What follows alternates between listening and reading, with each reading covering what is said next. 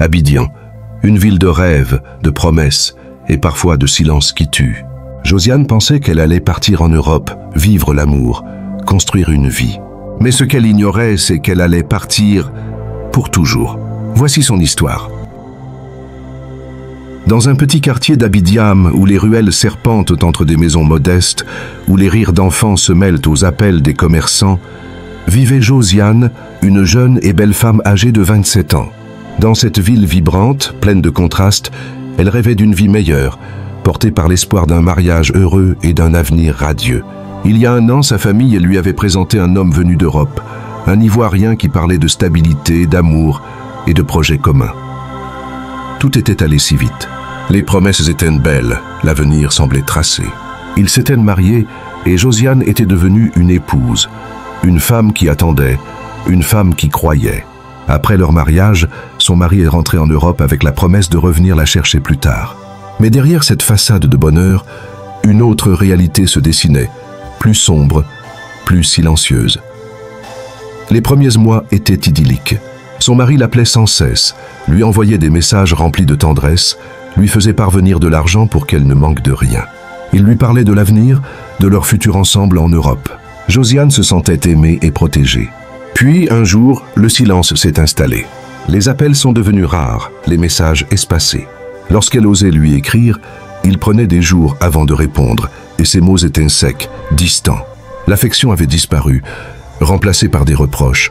« Tu es trop intéressée. Les femmes du pays sont toutes pareilles, » lui disait-il.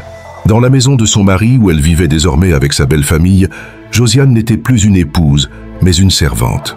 Chaque jour, elle se levait aux premières lueurs du matin pour cuisiner, faire le ménage, servir ceux qui l'entouraient. Elle ne recevait ni regard bienveillant, ni reconnaissance, seulement des exigences et du mépris. Elle attendait encore. Peut-être qu'un jour, il changerait. Peut-être qu'un jour, il tiendrait sa promesse. Mais l'attente s'étirait et la vérité finit par éclater.